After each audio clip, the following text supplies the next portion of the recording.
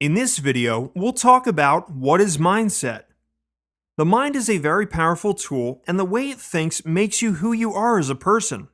Also known as mindset, this thinking pattern or your frame of mind impacts how you make sense of the world as well as of yourself. So, in other words, a mindset is a set of beliefs and thoughts which influence the way you handle any given situation. It pretty much dictates your personality, helping you sort out what's going on around you and what you should do about it. How mindsets are formed. Since time immemorial, people have thought, acted, and fared differently from one another. For the most part, common sense dictates that these differences arise from the variances in people's backgrounds, learning experiences, and training.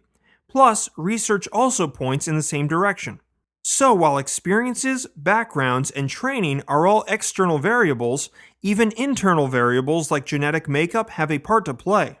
Most experts today agree that forming a mindset is a combination of the two. For instance, while everyone comes with a unique set of genetics, their experiences, training, and personal efforts take them the rest of the way. So your life experiences and genetics together help frame your attitude and beliefs. And since both have an important part to play in your mindset, it helps to know what these two factors are all about.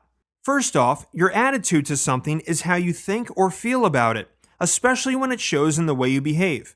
Your attitude can have different components, such as an emotional component, or how something or someone makes you feel.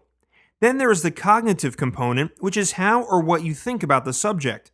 This is finally followed by the behavioral component, which shows how you behave when confronted by the subject. Then there are your beliefs, which are merely feelings of certainty about something. Beliefs are based on ideas, and when at a specific point, these ideas start to feel certain. They turn into beliefs. Beliefs, in turn, shape your attitude, which in turn shape your mindset. Attitudes and beliefs then give rise to habits which are a direct reflection of your mindset. Perhaps the most common and well-known example of a mindset is seeing the glass as half empty or half full. Types of mindsets. There are different types of mindsets that can either help you unleash your best or contain your potential. There could be a long list of these, but here are a few which have been backed by research. Here's a quick glance at the following. Abundance mindset versus scarcity mindset. The way you view abundance or scarcity in different aspects of life greatly influences your success in life. For instance, imagine that two people are walking down the street. They are talking to each other, laughing, joking, and all the while breathing in and breathing out. Now, do you think that one of the two might worry that there may not be enough oxygen for the both of them? Likely not, since air is abundant. Now place the same two people scuba diving where one's tank starts to malfunction. That person signals the need for oxygen, and suddenly the air around them becomes a precious commodity. This scarcity could easily make the two worry with a concern that what if there isn't enough oxygen for the both of them? For the most part, the general population seems to be more inclined towards a scarcity mentality. They often view life as having only so much, and if they had to share, there wouldn't be enough for them. This sad mentality makes it very hard for such people to share anything, including credit, recognition, responsibility, or even authority with others. Instead, they only end up competing for available resources even when there may be an abundance of them. On the other hand, those with an abundance mentality are not limited by this thinking pattern. Instead of seeing opportunity as limited, they strive to create more opportunity for themselves and embrace change instead of fearing it. To sum up, a person with a scarcity mindset chooses negative thoughts and adopts a victim mentality. At best, their everyday focus is on all the things that may not be working. But others with an abundance mindset tend to put all their energy reserves into what is working and see endless possibilities to improve their current situation.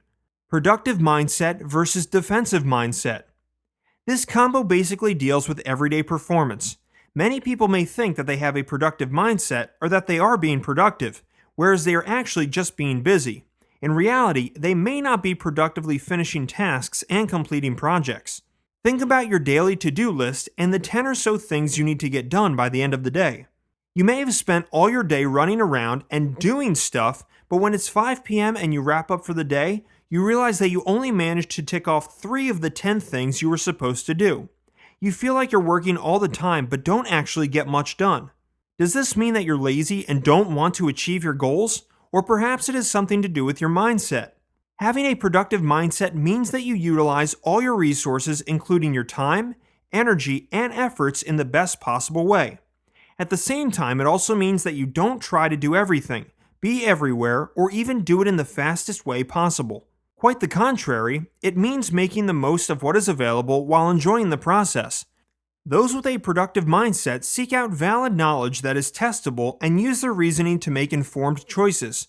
As such, these people find a way and spend more time finding solutions to better performance instead of finding problems and getting stuck.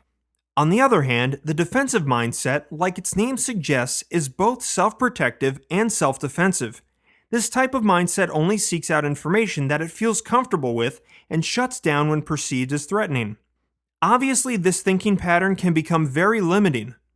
It's also an apparent way to shun creativity, find better alternatives to existing problems, and very easily fall in a rut. But perhaps the biggest setback of this mindset is that you learn something based on false assumptions or prevent learning altogether.